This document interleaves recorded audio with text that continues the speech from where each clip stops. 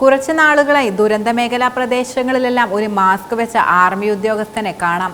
അതാരാണെന്നാണ് എല്ലാവരും ഉറ്റുനോക്കിയത്. അത് മറ്റാരുമല്ല, ഇന്ത്യൻ സൈന്യത്തിന്റെ അഭിമാനം, എതിരാളികൾ വിയർക്കുന്ന ഒരു കരുത്തുറ്റ സൈനിക ഉദ്യോഗസ്ഥൻ. ഇന്ത്യാസ് മോസ്റ്റ് ഫിയർലെസ് മാൻ എന്ന് മുൻ കരസേനാ മേധാവി ബിപിൻ റാവത്ത് വിശേഷിപ്പിച്ച ലഫ്റ്റനന്റ് കേണൽ ഋഷി രാജലക്ഷ്മി. അദ്ദേഹമാണ് ദുരന്തഭൂമിയിൽ മുഖമറച്ചെത്തിയ പട്ടാളക്കാരൻ. വയനാട് രക്ഷാദൗത്യത്തിന് ചുക്കാൻ പിടിച്ച ആ സൈനികൻ ആലപ്പുഴ സ്വദേശി കൂടിയാണ്. 2017 മാർച്ച് 4-നുണ്ടായ സേനാ ഓപ്പറേഷനാണ് ഋഷിയുടെ ചരിത്രത്തിലെ ഏറ്റവും വഴിത്തിരിവായ സംഭവം. ഈ സംഭവത്തിൽ ഹിസ്ബുൾ, ജെയ്ഷെ എന്നീ തീവ്രവാദികളുടെ കേന്ദ്രങ്ങളിൽ നേരിട്ട് കയറി ആക്രമിച്ചതും അതിന്റെ പ്രധാന തീവ്രവാദികളെ പിടികൂടിയതും അദ്ദേഹമാണ്. ഇന്ത്യൻ സൈന്യത്തിന്റെ അഭിമാനപുത്രനായ ഋഷി വയനാട്ടിൽ ദുരന്തഭൂമിയിൽ പ്രവർത്തനങ്ങൾക്കായി എത്തിയതിപ്പോൾ ചർച്ചയായപ്പോഴാണ് മാധ്യമങ്ങളടക്കം ഋഷിയെ തേടി വരുന്നത്. ദുരന്തഭൂമിയിലെ ഈ പ്രവർത്തനത്തെക്കുറിച്ച് ഋഷിയോട് ചോദിച്ചപ്പോൾ പറയുന്നത്, ഞാൻ ജനിച്ച നാടിനു വേണ്ടി എനിക്ക് ചെയ്യാൻ പറ്റുന്ന ഒരു സേവനമായിട്ടാണ് ഇതിനെ കാണുന്നത്.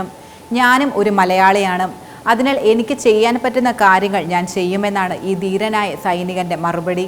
ഇന്ത്യൻ ആർമി എന്നത് ഒരു പാഷനാണെന്നും അത് ജീവിതത്തിലേക്ക് ഒരു വഴിയാണെന്നും ആ ജീവിതം എനിക്കിഷ്ടമാണെന്നും ഋഷി പറയുന്നു.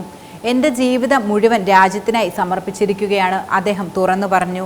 സൈനികർ നേതൃത്വം നൽകുന്ന മിഷനിൽ അവരെ മറികടന്ന് മാത്രമേ വെടിയുണ്ട മറ്റുള്ളവരിലേക്ക് എത്താൻ പാടുള്ളൂ എന്നാണ് ഏതൊരു സൈനികന്റെയും ആത്മവിശ്വാസമെന്നും അദ്ദേഹം കൂട്ടിച്ചേർത്തു. സ്വന്തം ജീവനേക്കാൾ കൂടുതൽ തന്റെ രാജ്യത്തിന് പ്രാധാന്യം നൽകുന്ന ഒരു വ്യക്തിയാണ് അദ്ദേഹം. 2017 നടന്ന ഓപ്പറേഷനിൽ അദ്ദേഹത്തിന് ഗുരുതരമായി പരിക്കേറ്റു. ഈ പരിക്കുകൾ ഡോക്ടർമാരെ പോലും അത്ഭുതപ്പെടുത്തിയിരുന്നു. ഇതിൽ നിന്നെല്ലാം ധൈര്യത്തോടെ വീണ്ടും ഉയർന്നു വരാൻ അദ്ദേഹത്തിന് പ്രചോദനമായത് ഇന്ത്യൻ മിലിറ്ററി തന്നെയാണ്. ഇന്ത്യൻ മിലിറ്ററി അക്കാഡമിയിൽ നിന്ന് പാസ് ഔട്ട് ആവുന്ന ഏതൊരു ഓഫീസറിനും ഉണ്ടാകുന്നത് മാത്രമേ തനിക്കുള്ളൂവെന്നും അവിടെ നൽകുന്ന ട്രെയിനിങ് അതികഠിനമാണെന്നും ഈ ട്രെയിനിങ് ആണ് തനിക്ക് ശക്തി പകരുന്നതെന്നും ഋഷി പറയുന്നു. ജോലിക്ക് വേണ്ടി ഒരിക്കലും ആർമിയിൽ ചേരരുതെന്നും അതൊരു പാഷനോ അല്ലെങ്കിൽ രാജ്യത്തിനു വേണ്ടി പ്രവർത്തിക്കാനോ ആകണം ആർമിയിൽ ചേരേണ്ടതെന്നും അദ്ദേഹത്തിന്റെ അമ്മ പറയുന്നുവെന്നും അദ്ദേഹം കൂട്ടിച്ചേർത്തു. അമ്മ തനിക്ക് ഏറ്റവും വലിയ ആത്മവിശ്വാസം തന്നുവെന്നും ലഫ്റ്റനന്റ് കേണൽ ഋഷി രാജലക്ഷ്മി പറഞ്ഞു.